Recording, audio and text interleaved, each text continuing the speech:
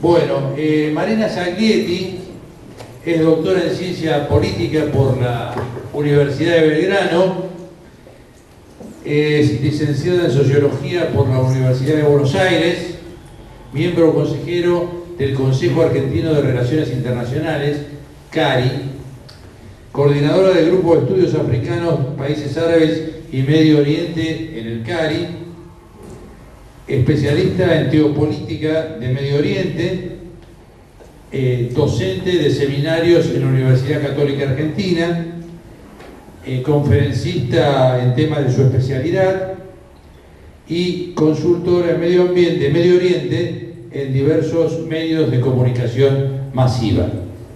Marina. Bueno, voy a tratar de ser muy breve. ¿Se escucha?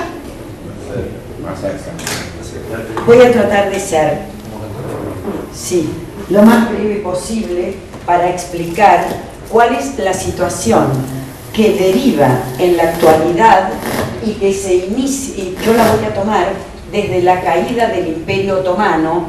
Aquí hablamos de los turcos, en realidad era el Imperio Otomano, un gran imperio que cubría parte de Europa y buena parte del Oriente Medio. De lo que nosotros vamos a hablar, yo les voy a mostrar un mapa ahora, es de este Medio Oriente. Este Medio Oriente, que en realidad se toma con dos países que son Irán y Turquía, lo vamos a poner en el siguiente mapa. Turquía e Irán son dos países musulmanes no árabes. Y el Medio Oriente abarca desde Marruecos, que está sobre el Atlántico, Túnez, Libia, Egipto. Eso se llama el Magreb. Es decir, se lo conoce entre los que estudiamos el Medio Oriente a los países del norte de África como el Magreb. Esto, que es donde se dieron la mayoría de los conflictos y de lo que ha estado hablando el licenciado, desde las posiciones francesas siempre se lo conoció como la media luna fértil, el croissant fértil. Y esto es la península arábiga. Esas tres zonas tienen formas culturales que son diferentes y formas religiosas que son iguales. Lo que diferencia como forma religiosa en algunos elementos del ritual es Irán. Y esa diferencia entre lo que se conoce como Islam suní e Islam chií deviene desde los 4 califas seguidores de la muerte del profeta. Por eso vamos a hablar del chiismo persa, del chiismo iraní, de su influencia hoy en el resto de los países donde se ha extendido en la actualidad, y vamos a hablar del Islam suní, que abarca el 90% de los musulmanes, y el chiismo, con todas sus divisiones, agrupa al 10% de la comunidad musulmana. A partir de esto vamos a comenzar a ver qué pasó con la caída del Imperio Otomano, y la expansión occidental. La expansión occidental devino de las posibilidades que tenía Europa con sus con toda la gran poderío económico que había ido adquiriendo a partir de la revolución industrial. Esto les hizo ver la necesidad de la conquista de nuevos territorios. Esta conquista de nuevos territorios hizo que cuando se finaliza, en 1916 se realiza un acuerdo entre Francia e Inglaterra para hacer lo que después se llamaron, después del Tratado de Sèvres, mandatos británico y mandato francés. Eso fue un pacto medianamente secreto, hasta que comenzó a emerger claramente cuáles eran esas necesidades y hasta que se produce la Primera Guerra Mundial. Ya antiguamente, esta posición colonial de Europa provenía con concepciones o tenía la intención de expandir las concepciones nacionalistas. Y esta idea nacionalista es la que toma Herzl, de la cual escucharon ustedes hablar, de construir a partir del sionismo un hogar judío, pero que fuera en sentido nacional, que tuviera territorio propio, que tuviera población propia y que tuviera unidad lingüística. Esto fue lo que derivó en lo que estuvimos escuchando hasta ahora. Herzl no dudó en ningún momento hasta de participar en el Congreso de París, donde había tenido la oportunidad de que lo invitaran, porque en realidad tenía todo el apoyo de Inglaterra. Inglaterra, como había quedado devastada de esa Primera Guerra Mundial, es que firma con Rothschild, el gran banquero judío sionista, la posibilidad de darle los medios para construir el hogar judío en esta declaración que se llamó, y que se hizo por escrito, que se llamó Declaración de Balfour y que ustedes vieron ya recién, por lo cual no lo vamos a repetir. ¿Qué es lo que quedaba después de la Primera Guerra Mundial? Después de la Primera Guerra Mundial, esto que había sido la línea verde, que había sido el Imperio Otomano, quedó dividido en países que quedaron fuera de los mandatos. Uno fue Egipto, otro fue el reino de Hiyaz y otro fue Yemen. Por distintas razones y por distintas características, estos fueron independientes, pero quedaron bajo el mandato francés. Siria quedó bajo el mandato francés. Se le había otorgado en un primer momento la posibilidad de también Rusia, que venía desde la Rusia zarista con intenciones de conquistas de estos territorios, y le queda a Francia, Siria, Alejandreta, le queda Argelia y le queda a España la parte de Marruecos. De esa forma se dividió el mundo, que duró con esa división y con problemas hasta el día de hoy. ¿Por qué con problemas? Porque en esta zona, la zona que va desde Turquía, pero que toma parte de Siria, toma parte de Irán, toma parte de Siria, toma parte de Irán y buena parte de Irak, es el Kurdistán. El Kurdistán es un pueblo que hasta el día de hoy no tiene Estado. Y desde aquella época se determinó que iba a ser creado el Kurdistán, con el Tratado de Sèvres, 1920. Siguen siendo, igual que Palestina, pero con distintas características, un pueblo dividido en 4 países, lo cual es mucho más complejo. Una vez que hemos dicho esto, podemos decir que ¿qué produjo esta situación?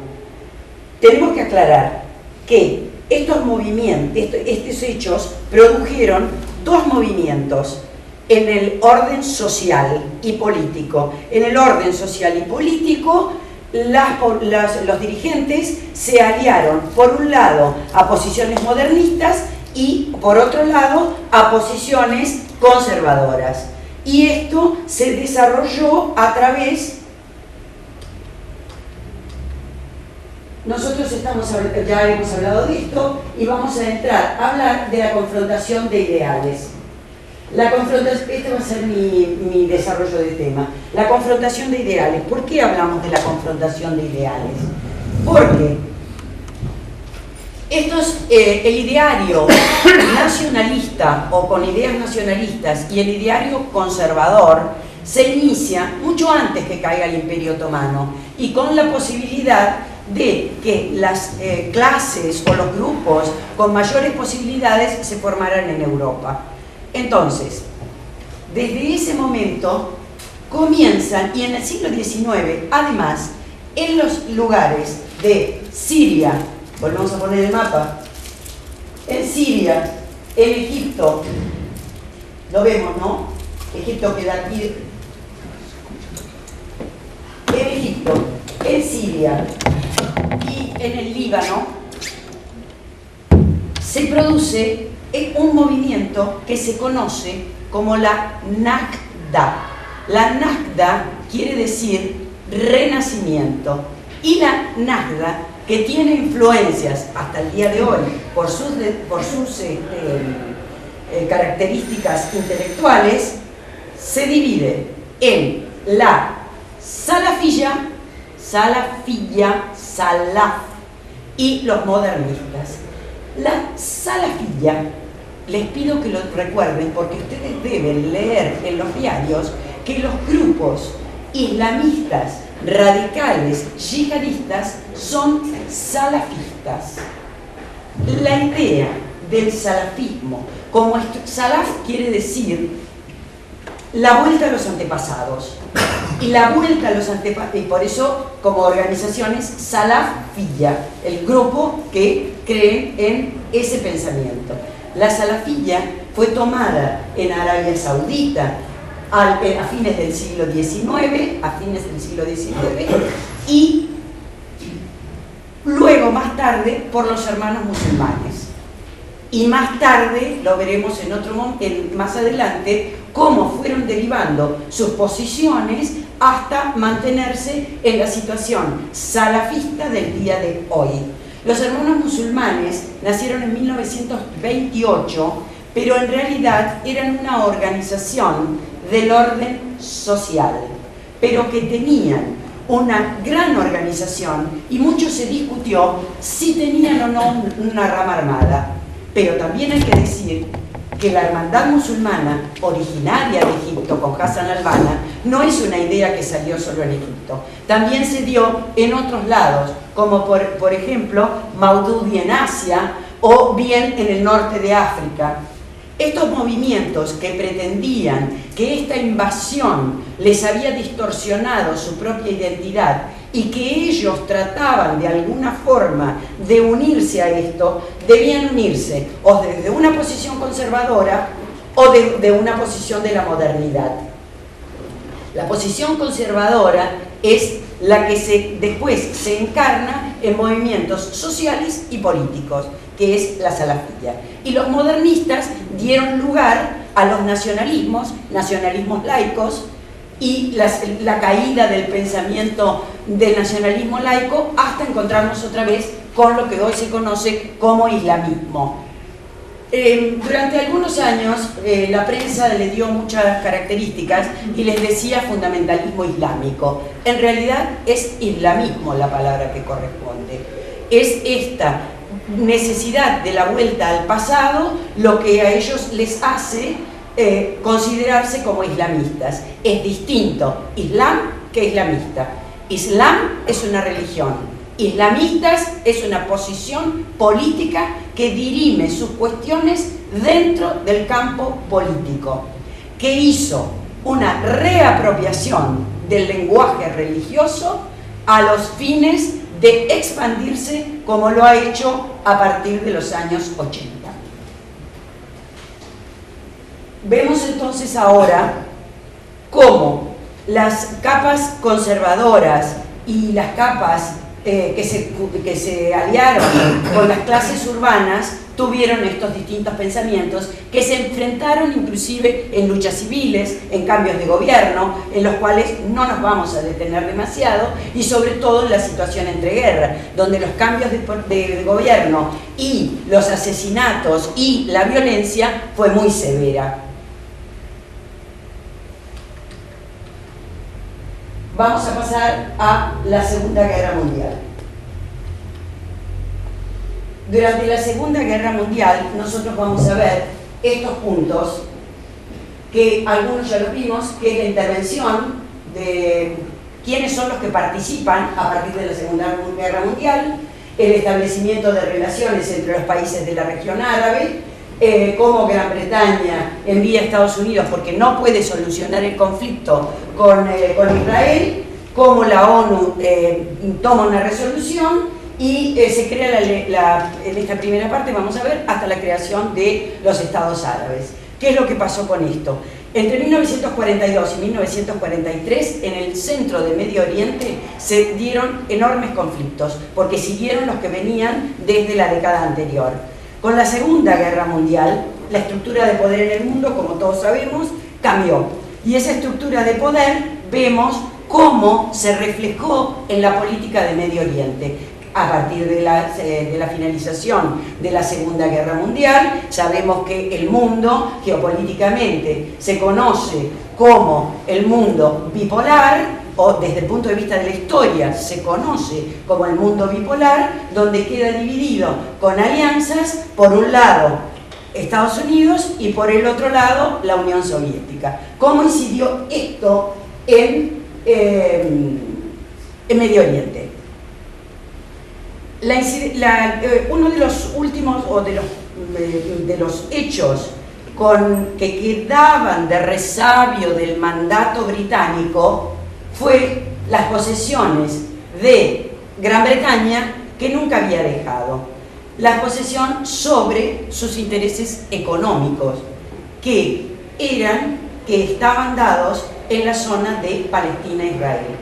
Esta zona de cercanía con Egipto traía una serie de conveniencias que le hicieron que siguiera queriendo mantenerse en el centro de la zona. Ese mantenimiento en el centro de la zona no fue aceptado, como dijo mi colega antes, ni por el grupo Irgun, ni por los grupos de confrontación, las Hananas, que son grupos violentos, que establecieron confrontaciones violentas hasta llegar a poner bombas donde se manejaba el mandato británico, y desde allí entonces, para que se fueran obviamente y poder ser ellos los dueños de la situación existente.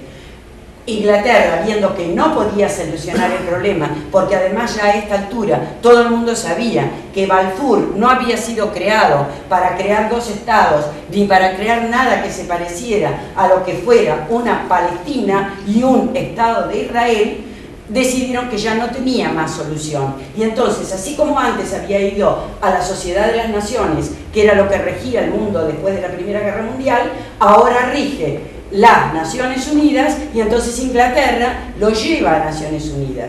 Naciones Unidas forma una comisión, y dentro de esa comisión lo que se resuelve es la resolución 181. ¿Qué significa la resolución 181? Que Inglaterra se debe retirar de la zona, y significa que se crearían dos estados. Frente a todos estos hechos, y un poco de tiempo antes, se crea lo que se conoce en el mundo árabe la Liga de los Estados Árabes. La Liga de los Estados Árabes intentó, los árabes, en lugar de que lucharan los palestinos para enfrentar a Israel en esta situación de cada vez mayor avance de Israel, decidieron que los iban a enfrentar en la guerra del 47 los ejércitos a los que correspondían los miembros de la Liga Árabe, que formaban parte de los países que rodeaban a Israel. Eso conformó la Liga Árabe. La Liga Árabe fue derrotada. Eso se conoce en el mundo árabe como la Nakba, que quiere decir la derrota, y es hoy, hasta hoy, considerado un momento de conmemoración a los mártires que murieron en ese lugar. Fue una de las peores situaciones que se vivieron. Eugene Rogan, un historiador muy importante del Medio Oriente, nos decía que al finalizar la primera guerra árabe-israelí no quedaba ya nada que pudiera llamarse Palestina, y lo único que se conservaba era un pueblo disperso y obligado a vivir sometido a una ocupación extranjera o bien permanecer como vencidos en la diáspora. Como vemos, el problema no se suscitó más hacia nosotros, sino que ya en ese momento es donde la situación de conflicto y la posible desaparición de Palestina estaba ya muy dada. Más vale que no nos detengamos en quiénes fueron los primeros dirigentes de esa unidad y de esa unidad llamada con posterioridad Israel al final de la guerra, porque si no dirían que los palestinos, ¿cuál es el límite con los palestinos? El mar. Está claro, ninguna posibilidad. Este desastre palestino es considerado en la historia mundial y muy especialmente en la historia del siglo XX como el segundo punto de inflexión más crítico que tuvo el Medio Oriente en el siglo XX. El primero, la división territorial, que incide, y el segundo, esta situación. Pero esta situación no se solucionó y hace 60 años que está la confrontación palestino-israelí. ¿Por qué hoy la llamamos palestino-israelí? En un primer momento no se reconocían entre sí y entonces los árabes le llamaban al territorio que ocupaban los judíos introducidos al territorio palestino la unidad sionista. Y los palestinos y los judíos, para no aceptar decir la palabra Palestina, decían los árabes. Hasta que después, bueno, por distintas razones, sí, todos los árabes participaron en el apoyo de Palestina y se llamó Guerra Palestino-Árabe-Israelí. Pero hoy está resumida a una guerra palestino-israelí. No tiene influencia y ya vamos a ver en un momento por qué ha perdido parte de su influencia. Como habían surgido en ese momento nuevos conflictos, tanto la hermandad musulmana como la influencia que había por el lado de las alianzas que habían tenido siempre los egipcios, pero confrontaban con los partidos comunistas. En todo el Medio Oriente, durante la primera consolidación de relaciones con la Unión Soviética, se desarrollaron los partidos comunistas. No es que no existieron, sino que no se habla de ese tema, pero en realidad los partidos existieron. Esta situación hizo que la hermandad musulmana, por un lado, enfrentados con el PC, ayudaran a los partidos nacionalistas, porque eran dos nacionalistas de distinto signo. La hermandad musulmana no podía unirse nunca con el PC porque los desunía la cuestión religiosa. Simplemente no se podía tener una alianza con un ateo. Si yo estoy con la hermandad musulmana, que es salafista, que quiere volver a los antepasados, que esto quiere decir volver al Corán y a los que dice que son los dichos y hechos del profeta, no me puedo aliar con un ateo. Pero por otro lado, los ingleses, que nunca dejaron de tejer en la zona, habían creado en Egipto el partido Wafd. El partido Wafd era un partido liberal que pretendían que funcionara dentro de lo que era la monarquía de Faisal. Esto derivó en otras situaciones y vamos a ver cómo estos liderazgos externos influyeron más concretamente en los países que se consideraban repúblicas con gobiernos republicanos y laicistas y las monarquías. Existe hasta hoy eso. Existe hasta hoy porque las monarquías son las monarquías del Golfo, la monarquía de Marruecos, la monarquía de Jordania, y los que eran republicanos en el sentido de que eran nacionalistas laicos, donde el tema religioso había pasado a considerarse como un elemento más de la vida cultural y cada uno podía decidir su participación o no en el tema religioso. Bueno, si se aburre mucho voy a tratar de hacer más rápido o voy a hacer alguna otra cosa, ¿no es cierto? Bueno, Una de las crisis más grandes que hay en la confrontación de Estados Unidos con la Unión Soviética se da en el Canal de Suez, pero no la producen precisamente los soviéticos, la producen los franceses con los ingleses por el Canal de Suez. ¿Por qué? Porque era una vía que les convenía a sus intereses y porque ellos manejaban económicamente la situación del Canal de Suez. Esto hizo que secretamente hicieran un acuerdo con Israel para invadir Egipto. ¿Cuál sentido era el que tenía invadir Egipto? El sentido que tenía invadir Egipto era quitarle poder a Nasser, que ya era un líder indiscutido en la región. Nasser, egipcio, había llegado al poder con los oficiales libres y planteaba, se consideran revolucionarios porque en la historia política se consideran rebeliones o revoluciones. Revoluciones son las que producen los grandes cambios. Rebeliones son los conflictos que solo enfrentan al poder pero que no terminan con grandes cambios. Entonces, aquí quedó claramente demostrado quiénes eran los que dominaban en cada parte del mundo. ¿Por qué? Porque en ese momento, en conversaciones entre la URSS, porque era la Unión de Repúblicas Socialistas Soviéticas, y Estados Unidos, deciden que van a expulsarlos del Canal de Suez. Porque esa alianza que había hecho Inglaterra con Francia e Israel, y que Israel iba a ser la que iba a invadir, esto fue rechazado y entonces intervinieron las potencias y en la intervención se decide que los tres tienen que dejar la administración o la posibilidad de conducir los destinos en el Canal de Suez.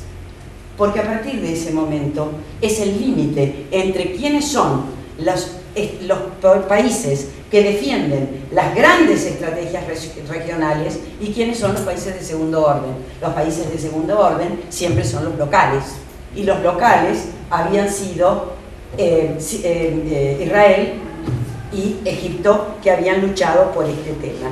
Esto fue un gran conflicto y que en algunos historiadores lo consideran la Segunda Guerra de Israel. Primero la del 48, después la del 56 y después la del 73. La del 67, perdón, y después la del 73. Bueno, voy a tratar de ser breve con esto porque los laicistas ocuparon el poder, en este momento ocuparon el poder, tanto en Irak como en Siria y Egipto. Esa pretendida unidad árabe que habían visto frente al nuevo proceso del mundo se conformó con la intención de unir desde Egipto todo el creciente fértil que yo les marqué anteriormente. Todo eso podía llegar a ser la República Árabe Unida.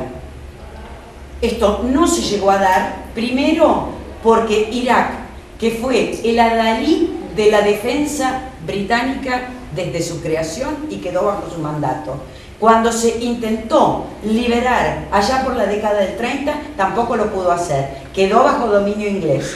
Se manejaba como país independiente, pero siempre bajo dominio inglés. Y si hoy vemos quiénes participan o cómo se desarrolló la guerra en Irak, vemos quiénes son los que han participado en defensa de determinadas situaciones. Cuando se invadió, sobre todo, en el 2003. ¿Quiénes invadieron? ¿Quién invadió en el 2003? Estados Unidos con Gran Bretaña. Esta alianza de Gran Bretaña con Estados Unidos, además, se tiene desde la época de la Segunda Guerra Mundial. ¿Por qué es? Porque así como en la Primera Guerra Mundial, Europa, en los países de Europa como Francia e Inglaterra habían acordado que para sus mandatos una iba a tener la parte administrativa y otra iba a tener el control estratégico. Como se podrán imaginar, la parte administrativa fue para Francia y el control estratégico de la zona para Gran Bretaña. Bien, aquí, a partir de la Guerra Fría, el acuerdo de Estados Unidos con Gran Bretaña es que Gran Bretaña iba a velar por los intereses de Occidente en toda la zona. No hay movimientos que se hagan profundos en la zona de Medio Oriente sin que Inglaterra esté presente, de una u otra manera. ¿Por qué? Porque además es quien conoce más, y lo ha explicado el profesor anteriormente, es quien conoce más la región, porque se ha introducido y ha permanecido permanentemente en la región. La República Árabe Unida, que se había formado en el año 1958, se rompe sin que Irak haya participado, con una decisión unilateral de Siria. ¿Por qué? Porque el gobierno egipcio había decidido que él mandaba en la administración de esa República Árabe Unida. De hecho tenía tropas, de hecho tenía personal administrativo, de hecho tenía personal participando en el gobierno, y todo eso hizo que en un momento dado un sector militar se apropiara del poder en un golpe de Estado y decidiera que no conformaban más la República Árabe de Siria. Con esto, en realidad, comienza el declinamiento del pensamiento nacionalista. Comienzo, no es el final. El final, en realidad, es el 2003, pero el hecho crucial en la medialuna fértil que hace que no se mantenga la situación del nacionalismo es la derrota de la guerra del 67, donde Israel invade a sus vecinos en una guerra que solo le convino a Israel para quedarse con territorios. ¿Por qué? Esto tuvo una excusa que, por otro lado, Rusia le juega mal a Egipto, y porque le da una información falsa. Si bien Nasser tenía muy buen servicio de inteligencia, no logra detectar el engaño, y en función de eso es que se produce la guerra, que terminó con una profunda derrota. Nasser nunca, después de haber sido el adalid del mundo nacionalista árabe y de lo que pudo darse también en el norte de África, que también tuvo influencia en la Libia de Gaddafi, había quedado prácticamente sin poder. En ese movimiento de pérdida de poder, vuelven a resurgir los hermanos musulmanes. En esa pérdida de poder de la que nunca se pudo recuperar, inclusive a nivel personal. Después de la guerra del 67, tratando de solucionar parte de los conflictos que habían quedado en esa zona, Nasser muere de un paro cardíaco, regresando a su domicilio. Y esto es una cosa bien significativa de esa derrota que nunca había podido aceptar. Si ustedes quieren, es una anécdota de la historia, ¿no es así? Bien. Nasser, en este momento de decadencia, llega a cambiarle el nombre al partido, porque había quedado con el nombre de República Árabe, como el de la época de la República Árabe de Siria. Su partido se llamaba Unidad Nacionalista, y a partir de ahora lo que se llama es Unidad Nacionalista Socialista.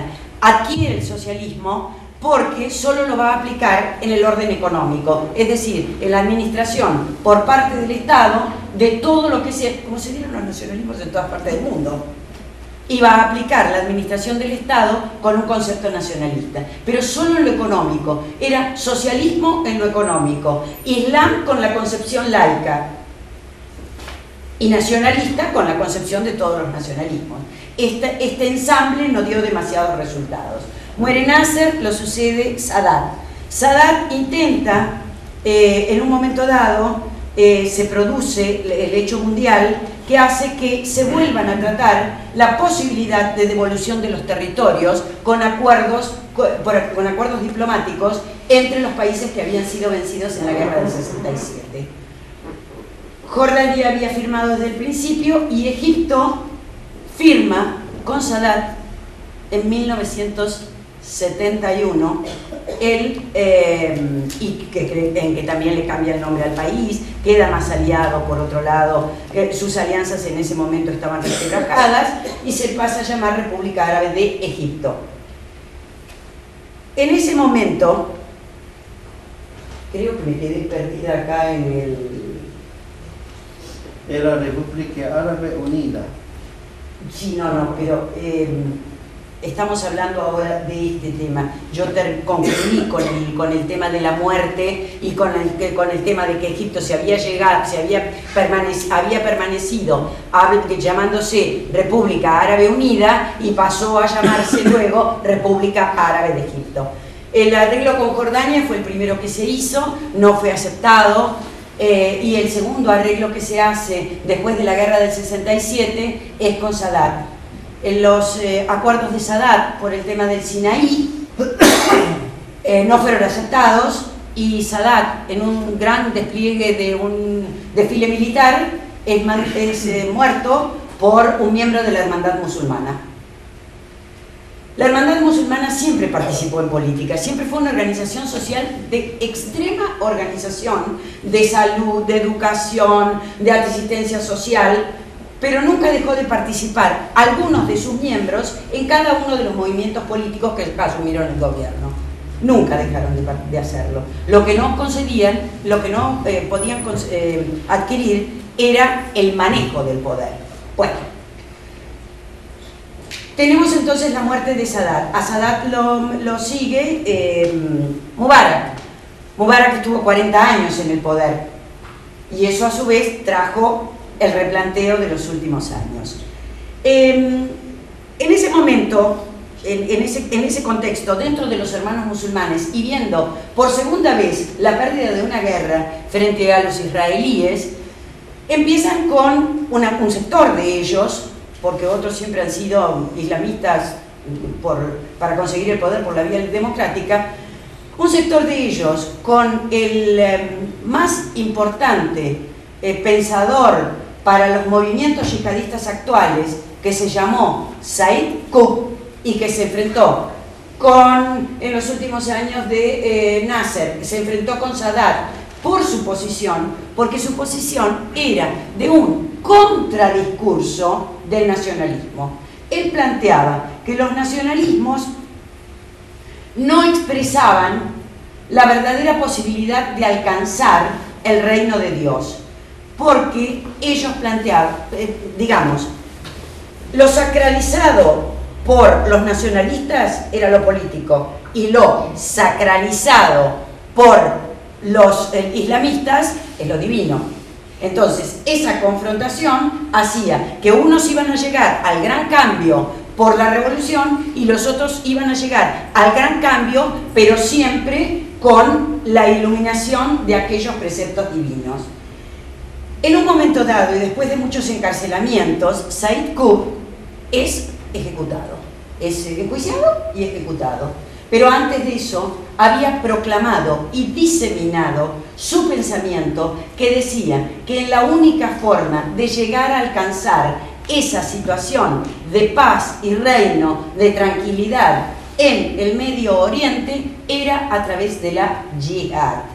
Yihad en realidad es esfuerzo en la causa de Dios, pero como causa personal, como causa de perfeccionamiento, ¿sí? Pero se le extendió el término yihad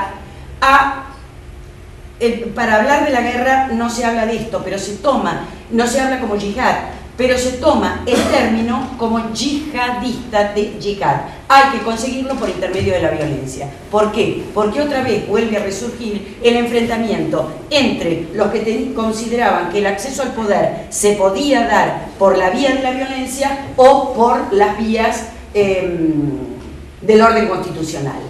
No debemos olvidar que también en estos tiempos ya casi todos los países árabes que no eran monarquías, estaban gobernadas por gobiernos militares, porque habían sido tomados por golpes de Estado, con apoyos del partido Baath. En el caso de Baath es el partido que fue prioritario, que fue creado por tanto cristianos como musulmanes en Siria, y llevan a cabo esta idea de conformar un partido que apoyó a los golpes militares, pero que seguía siendo predominante en la región. Es un partido del orden nacionalista. En esta época ya, por ejemplo, podemos ver desde el año 1970 a el padre del actual presidente de Siria, de Bashar al-Assad, a Hafez al-Assad, en el poder. Y así como eso, a Mubarak desde el 71 en el poder. Y con ninguna solución al tema de mejorar las condiciones de los países, mejorar las condiciones de los países. Esto a su vez trajo una serie de consecuencias que se volvieron a replantear en los años 73. En el año 73 hubo grandes temas, como fue la guerra de Yom Kippur, que fue otra vez el enfrentamiento árabe-israelí, con aquella posibilidad que sabían que nunca iba a dar como resultado la posibilidad de Israel, donde se establece a través de Naciones Unidas que se iba a dirimir paz por territorio, cosa que nunca se resolvió, pero además hubo un problema que los países árabes pudieron aprovechar en ese momento, y ante la adversidad de las situaciones existentes con las compañías petroleras que estaban asentadas en Arabia Saudita, es donde se produce la guerra del petróleo, el conflicto del petróleo, y de eso fueron beneficiados desde Libia a todo el resto de los países en una mejora en la situación de las ganancias derivadas del petróleo. No tenemos mucho tiempo para explicarlo, pero el tema que le quitó la posibilidad de mantenerse en el candelero al conflicto árabe-israelí fue la asunción de Khomeini en Irán. Ustedes recordarán la revolución iraní en 1979. Esto es un año muy crucial y de punto de inflexión en el Islam, en los países del Medio Oriente, incluidos la Turquía, incluido Irán, incluidos todos los países árabes. ¿Por qué? Porque había logrado, mediante una revolución, imponer un gobierno islamista, claro que de la modalidad chií de la estructura de gobierno, y había sido triunfante. Había caído el Shah y ellos habían sido triunfantes. El modelo chií no se podía aplicar en el mundo árabe, porque tienen una distinta concepción del tema del poder. Sería muy largo explicarlo aquí, pero en algún momento nos podemos dedicar a eso específicamente. Esta situación hizo pero sí fue reflejo y espejo para el mundo árabe, que de alguna forma se podía tomar el poder por la vía revolucionaria o por la vía constituyente, pero se podía cambiar los regímenes de gobierno, porque si habían destituido al Shah y habían destituido concepciones de administración nacionalista, también podían, de todas formas, hacerlo en los países árabes. Esto hizo que se expandiera totalmente los regímenes musulmanes y así llegamos a la Guerra Fría en 1991. El fin de la Guerra Fría en 1991, que se da con la caída de la Unión Soviética. Esto hizo que durante 10 años Estados Unidos pudiera mantenerse prácticamente como hegemón. Pero en el 2001, a partir de que la organización yihadista suní de base wahabita, que había sido expandida con el dinero wahabí, con el dinero norteamericano y la doctrina wahabí en alianza entre ambos, y que se había establecido porque existía la guerra de Afganistán, toma Estados Unidos la posibilidad de intervenir en la guerra de Afganistán, pero lo hace con esta situación de yihadismo también. Y el yihadismo es lo que da lugar a Al-Qaeda. Al-Qaeda, terminada la guerra ruso-afgana y con Talibán en el poder, tiene su cuartel general en Pakistán, aliado de Estados Unidos. No les voy a contar la situación actual porque no tenemos tiempo, y si quieren preguntarme algo de Siria, de la guerra, Siria-Irak, el califato y lo que se les ocurra, se los podemos contar. Gracias por la atención.